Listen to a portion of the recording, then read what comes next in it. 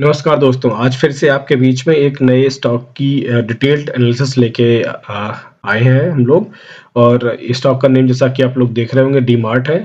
इसका actual name है Avenue super mart.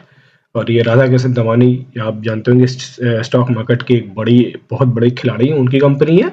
और उन्होंने अपनी एक एवेन्यू सुपर मार्ट करके कंपनी बनाई हुई है। उसका एक सब प्रोडक्ट बोल सकते हैं या एक सिस्टर कंसर्न टाइप में डी-मार्ट है। ठीक है। आज हम डीमार्ट की एक डिटेल्ड एनालिसिस करते हैं, टेक्निकल और फंडामेंटल दोनों एनालिसिस करते हैं। और उसके पहले मैं आपको छोटा सा इंट्रोडक्शन दे दूं इस कंपनी का। ये कंपनी बेसिकली रिटेल बिजनेस करती है, मतलब ग्रोसरी रिटेल बिजनेस हर तरह का करती है। ठीक है। और इसका बिजनेस मॉडल बहुत डिफरेंट है। नॉर्मल आप किसी और कंपनी से इसको कंपेयर करेंगे तो नॉर्मल कंपनी से बहुत डिफरेंट बिजनेस मॉडल है। ये किसी मॉल वगैरह में या किसी शॉपिंग कॉम्प्लेक्स में आपको कभी नहीं मिलेगी। ये अपना खुद का लैंड परचेस करते हैं। उस लैंड को परचेस करने के बाद ये खुद उस लैंड पे अपनी बिल्डिंग बनाते हैं और उसमें अपना स्टोर ओपन करते हैं। इनका इस वजह से इनका होता क्या है कि कैपिटल कैपिटल जरूर एक बार इन्फ्यूज होती है, अच्छी लगती है। बट इनका इंफ्रास्ट्रक्चर जो कॉस्ट होता है बिजनेस रन करने का, वो लॉन्ग टर्म में बिल्कुल जीरो हो जाता है, क्योंकि खुद की बिल्डिंग है, किसी को रेंट देना नहीं है, कोई एक्सपेंसेस होने नहीं है उसमें। ठीक है। तो उस वजह से होता क्या, जो इंफ्रास्ट्रक्चर कॉस्ट जो बड़ी-बड़ी कंपनीज़ हर मंथली उनके बैलेंस शीट में आती है, वो इनकी ज़ीरो होती है लगभग-लगभग। कुछ सालों बाद वो जो स्टोर होता है कंप्लीटली अपने उससे फ्री हो जाता है। ठीक है। ये इनके बिज़नेस सबसे यूनिक बिज़नेस मॉडल ये फॉलो करते हैं। इसके अलावा आई डोंट थिंक सो कोई और कंपनी है जो इस तरह का बिज़नेस मॉडल को फॉलो कर रही है। ठीक है। तो ये इनका एक शॉर्ट इंट्रोडक्शन था। ये इनकी जो मार्केट डिफरेंशिएटर इनको बना रहा है उसका। अब हम इसका फंडामेंटल एनालिसिस करते हैं। tickertip.in पे चलते हैं और टिकरटिप पे चल के हम जाके देखते हैं कि आखिर ये कंपनी में ऐसा क्या है कि इसकी आज हम लोग चर्चा कर रहे हैं। ठीक है। तो आप देखिए, ये इस कंपनी का पी रेशियो बहुत हाई, मार्केट का जो टोटल पी है उससे ही सेक्टर पी से हमेशा हाई पी पे ही ये ट्रेड करती है। अराउंड 169 पे भी ये ट्रेड कर रही है और सेक्टर का पी 142 है। तो ऑब्वियसली आप देख सकते हैं ये हमेशा से बहुत हाई डिमांडिंग स्टॉक रहा है, काफी हाई वैल्यूएशन पे ट्रेड होता है। और इसके चार्ट से भी आप देख सकते हैं। उसको भी हम लोग जब टेक्निकल एनालिसिस करेंगे तो और भी डिटेल में डिस्कस करेंगे। बट अभी आप देख सकते हैं काफी हाई वैल्यूएशन पर रहा है, क्योंकि इसे लगातार लोगों को एक अच्छा रिटर्न बना के दिया है। जैसा कि आप यदि इसकी फाइनेंशियल्स में देखेंगे और इसके फाइनेंशियल को हम यदि 2014 से भी देखें, 2014 में ये तकरीबन 5000 करोड़ के इसका रेवेन्यू था और इसकी नेट इनकम थी 161 करोड़ रुपीस। बट यदि आज आप देखेंगे तो अपनी टोटल रेवेन्यू को लगभग इसने 6 गुना कर दिया है, इवन 6 गुने से भी ज़्यादा, 7 गुना, 7 टाइम से भी ज़्यादा। और ये क्लोज आया था आई थिंक, जब इस ईयर में भी क्लोजिंग जब देगा, अभी तो ये अभी तक का 38,000 दिखा रहा है, जब इस ईयर की क्लोजिंग होगी तो अराउंड 40,000 सीआर के आसपास ये अपने रेवेन्यू को क्लोज करेगा। यानी तकरीबन 8 गुना इसने अपने स्टॉक को कर दिया है इन 8 सालों में। यानी हर साल ये अपने रेवेन्यू को बढ़ा रहा है, डबल कर रहा है। ये यही इसी से आपको इस स्टॉक का पी इतना हाई क्यों ट्रेड होता है, इसी से आपको समझ में आ गया होगा। अब इसके हम नेट इनकम पे चलते हैं। नेट इनकम जो पिछले 2014 में 161 करोड़ रुपए थी, आज नेट इनकम बढ़ के 2300 करोड़ रुपए पहुंच चुकी है। अब देखिए, इवन रेवेन्यू जिस रेशियो में बढ़ा, उससे लगभग डबल रेशियो में आपका नेट इनकम बढ़ रही है। ये अपने आप में ये दिखाता है कि इनका बिजनेस मॉडल कितना रिफाइंड है, कितनी इनका जो मैनेजमेंट है कितनी बेहतरीन स्ट्रेटजाइज कर रहा है, स्ट्रेटेजाइज करता है। और फिर अपने प्रॉफिट मार्जिन को लगातार बढ़ाना रेवेन्यू के साथ में is not a easy deal. वो भी एक ऐसी कंपनी जो कि इंफ्रा में काफी ह्यूज कैपिटलाइजेशन करती है इनिशियल जब बिजनेस स्टार्ट करती है।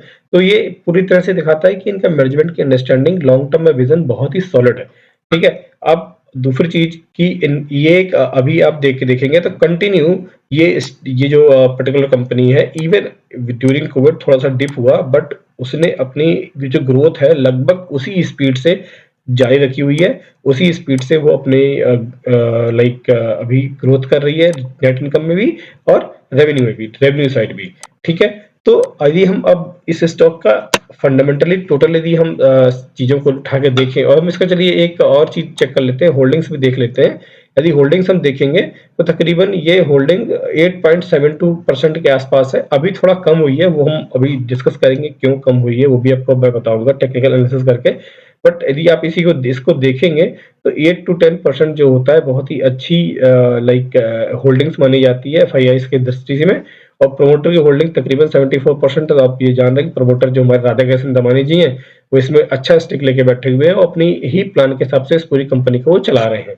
यदि अब हम इसकी टोटल जब फंडामेंटल करने के बाद हमको एक चीज तो ये समझ में आ रही है कि फंडामेंटली ये कंपनी बहुत स्ट्रांग है। हर साल अपने रेवेन्यू को एक सिग्निफिकेंट डबल कर रही है। उसके साथ-साथ में अपने रेवेन्यू को के साथ-साथ में वो अपने प्रॉफिट मार्जिन को भी उतनी ज़्यादा स्पीड से बढ़ा रही है।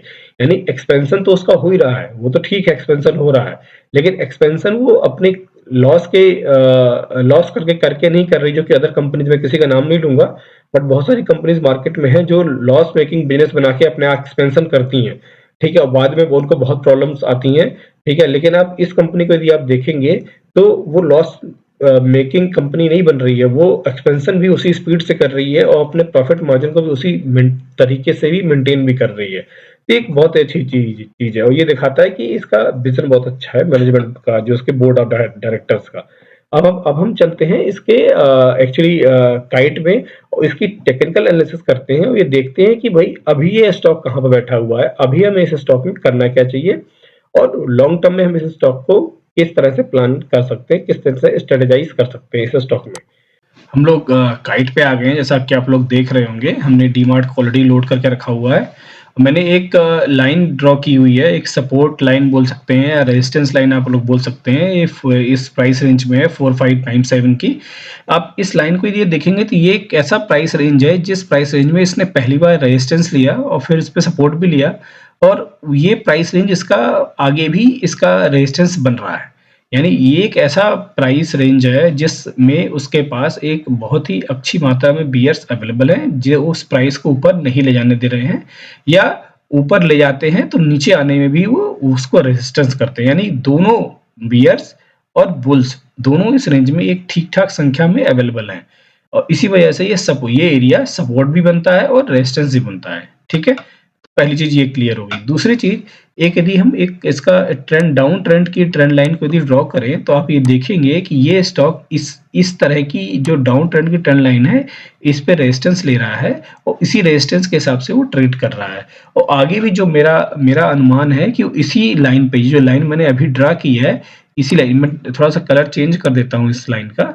ये जो मैंने ग्रीन कलर की डाउन ट्रेंड की ट्रेंड लाइन ड्रॉ की हुई है, इसी ट्रेंड लाइन पर रेजिस्टेंस लेके ये ट्रेड करता रहेगा और अभी ये कब तक करेगा, मेरा अनुमान ये है कि ये स्टॉक अभी तकरीबन 1 साल के आसपास अभी और इसी रेंज में रहेगा और इसी रेंज में वो इसी लाइन पर रेजिस्टेंस करते हुए नीचे आएगा और तकरीबन जो मेरी उम्मीद है वो 3000 या 3100 या 3200 के आसपास थोड़ा बहुत आगे पीछे आके ये स्टॉक अपना फाइनल जो बॉटम बोले या 3200 100 रुपए आगे पीछे आप लोग जोड़ दीजिए, देख लीजिएगा।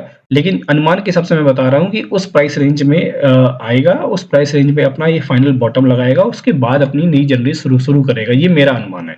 ठीक है? अभी का। आगे जो होगा वो आप लोगों से फिर से शेयर करेंगे।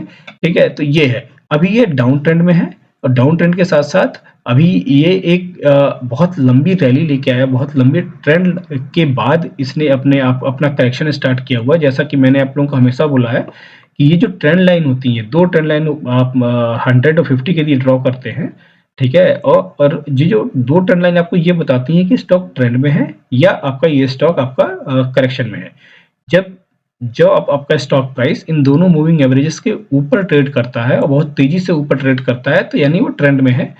जब वो उसके आसपास या ऊपर नीचे या उनके ऊपर ट्रेड करता है तो वो करेक्शन में है। तो अभी ये उसकी उनके ऊपर ही ट्रेड कर रहा है, तो इसका मतलब ये करेक्शन में है और धीरे-धीरे मैं आपको बता रहा हूँ कि ये स्टॉक अभी रहेगा, क्योंकि एक लंबी इसने एक ट्रेंड ली है। तकरीबन ट्रेंड इसका आपका 2019 का स्टार्ट है, 2021 तक चला है। यानी तकरीबन 2 से ढाई साल का ये ट्रेंड रहा है और तकरीबन ये 2 ढाई साल का ट्रेंड रहा है, इतने तेज़ इसने पैसे को तकरीबन आप मान लीजिए ₹1200 का स्टॉक उसने ₹5,500 का किया हुआ है, यानी करीबन 5 गुना पैसे को कर दिया, 4.5 गुना कर दिया। तो अब थोड़ा-सा उसको वो अपना अपना रेस्ट भी लेगा। एक जेन्युइन उसका वो है भी कि इतना लंबी ट्रेंड के बाद एक स्टॉक, कोई भी स्टॉक होता है वो रिलैक्स होता है। तो रिलैक्स अपने पीरियड में है या हम बोल रहे हैं थोड़ा-सा करेक्शन के फेज़ में है, तो करेक्शन का फेज़ कर रहा है। अभी ये टाइम इसका चलेगा, अभी 1 ही साल हुआ है करेक्शन में गए हुए। तो कुछ टाइम और करेक्शन में रहेगा। कब तक रहेगा नोबडी नोज, लेकिन मेरा अनुमान है कि 1 साल के आसपास रहेगा। और जब ये ऊपर आना होगा तो उसका एक सिग्नल, ये इवेंट ये होगा कि जो ये इसकी लाइन है, ये लाइन है इसकी, ये लाइन का जो ब्रेक होगा, ये वो उसका फाइनल इवेंट होगा। इवेंट आगे आगे भी अभी बहुत सारे सपोर्ट रेजिस्टेंस बनेंगे, वो भी इवेंट बन सकते हैं, बट अभी के हिसाब से मैं बता रहा हूँ, ये जो प्राइस रेंज है, जिस दिन ये स्टॉक इस रेंज को तोड़ेगा एक अच्छे वॉल्यूम के साथ में, इसका मतलब ये होगा कि स्टॉक अपना एक नया ट्रेंड स्टार्ट कर देगा। तो ये इसकी बहुत ही इंपॉर्टेंट बोलेंगे कि प्राइस रेंज रहेगी 4597 के आसपास की। ये जो इसको जिसको ये अभी बहुत बार टच भी करेगा और धीरे-धीरे टच करके नीचे आएगा, वो इसी रेंज में घूमता रहेगा। ठीक है? बेसिक आपको ये जान लीजिए। अब मैं आपको 2 चीज़ें आप स्टॉक के बारे में आप ध्यान से नोट कर लीजिए। यदि ये स्टॉक मतलब आपको बाई करना है, होल्ड करना है, क्या करना है, उसके रिगार्डिंग मैं आपको ये बता रहा हूँ, तो आप ध्यान से सुनिए। यदि ये स्टॉक आपके पास पहले से है, यानी पहले से इसको होल्ड कर रहे हैं और इसमें एक अच्छा प्रॉफिट जनरेट कर पा रहे हैं, दिख रहा है आपको प्रॉफिट, तो आप उसको होल्ड करिए, अभी बेचिए नहीं, और उसको होल्ड करिए, और जहां भी आपको मौका मिले, यानी ये डिप मिला, ये आगे और भी डिप मिलेंगे, वहां पे थोड़ा-थोड़ा उसमें ऐड कर सकते हैं। लेकिन ये तब करना है आपको जब आप पहले से स्टॉक लेके बैठे हुए हैं। ठीक है? यानी आपने यहाँ पे परचेस किया हुआ है, यहाँ परचेस किया हुआ है या यहाँ परचेस किया हुआ है, उस केस में अब मैं आपको बता रहा हूँ कि यदि आप कोई डिप मिलता है आपको, तो आप थोड़ा बहुत अपना पैसा वहाँ पे और इंक्लूड कर सकते हैं और ऐड कर सकते हैं। ठीक है? लेकिन यहाँ अब आपको बहुत ज़्यादा पैसा इस रेंज में अभी नहीं लगाना है। थोड़ा बहुत मैं बता रहा हूँ, बहुत ही थोड़ा बहुत, मन हो तो लगा सकते हैं। ठीक है? लेकिन यदि आप नए इन्वेस्टर हैं, दूसरी बात, ये तो पहला हो गया पुराने इन्वेस्टर जो ऑलरेडी इस स्टॉक में बैठे हुए हैं। अब नए इन्वेस्टर्स, यदि आप नए इन्वेस्टर्स हैं तो अभी कतई इस स्टॉक में कोई भी पैसा मत लगाइएगा। आप वेट करिए इसमें इवेंट आने का। जैसे ही इवेंट आएगा मैं आपको इवेंट आने के पहले ही बता दूंगा या उसके आसपास बता दूंगा कि इवेंट आने वाला है, आप लोग तैयार रहिए। ठीक है? और अभी फिलहाल इसमें कोई इवेंट नहीं है, ये करेक्शन फेज में है, वो लंबे टाइम के लिए करेक्शन में गया ये गया है, एक लंबी रैली के बाद गया है, तो रिलैक्स करेगा। इवन यदि आप इसके आरएसआई भी देखेंगे तो ओवर सोल्ड की उसमें है, तो जाने वाला है, अभी 42 के आसपास ट्रेड कर रहा है। आई गेस ये अभी और नीचे जाएगा, 30-35 के आसपास जाएगा, 30 के आसपास भी जा सकता है, वहीं घूमेगा, क्योंकि अभी ये ऑब्वियसली इसके बायर्स मार्केट में उतने नहीं है। ठीक है? ओवर सोल्ड है, हर आदमी बेच रहा है, क्योंकि जो आदमी जहां भी प्रॉफिट लेके बैठा हुआ है, जिसको प्रॉफिट देख रहा है, तो वो निकलना चाह रहा है। लेकिन बुद्धिमानी की बात यह है कि इस स्टॉक को अभी आप लेके बैठिए, क्योंकि ये स्टॉक आपको बहुत मलाई देने वाला है, यदि आप पहले से लेके बैठे हैं तो। तभी नए इन्वेस्टर्स इस स्टॉक से दूर रहें। ये स्टॉक अभी आपको कोई फायदा नहीं देगा, इवन आपका पैसा फंसा देगा, और आप परेशान होते रहेंगे कि मेरा भैया पैसा नहीं आ रहा, कुछ बढ़ नहीं रहा, स्टॉक बढ़ नहीं रहा। ये अभी कहीं नहीं देगा, इसी रेंज में घूमता रहेगा और आपका पैसा फंसा रहेगा। इवेंट पे, यानी जब ये ब्रेकआउट दे, ब्रेकआउट कब देगा, कैसे देगा, वो आगे आप लोगों को मैं बता दूंगा। जब ब्रेकआउट दे तब आप उसमें पैसा लगाइएगा। ठीक है? अभी ये कुछ किसी लायक नहीं है स्टॉक। तो ये मैंने सोचा आप लोगों को शेयर करता हूँ, तो मैंने आप लोगों को शेयर कर दिया। एक अच्छा स्टॉक है और इससे आप सीखिए और आगे अपने हिसाब से एनालिसिस करके अपना पैसा लगाइए। थैंक यू दोस्तों। इस तरह की इंटरेस्टिंग फाइनेंशियल अपडेट्स के लिए, स्टॉक के अपडेट्स के लिए, म्यूचुअल फंड के अपडेट्स के लिए आप मेरे ट्विटर हैंडल फिनवेस्टिंग एके को भी फॉलो कर सकते हैं। मैं इस पे भी कुछ डालता रहता हूँ। ठीक है? और इसी तरह से मेरा फेसबुक पेज भी है, फिनवेस्टिंग एके के नाम से, फोटो आप लोग देख रहे हैं, ये सेम मेरे चैनल पे भी है, ट्विटर हैंडल पे भी है और फेसबुक पे भी। इसको भी आप लोग फॉलो कर सकते हैं, इसको भी ट्रैक कर सकते हैं। ये आप लोगों की काफ़ी मदद करेगी चीज़ों को अपडेट जल्दी आप तक। वीडियो को अंत तक देखने के लिए आपका बहुत बहुत धन्यवाद। वीडियो अच्छा लगा हो तो इसको लाइक और शेयर करें और चैनल को सब्सक्राइब करें। Thank you.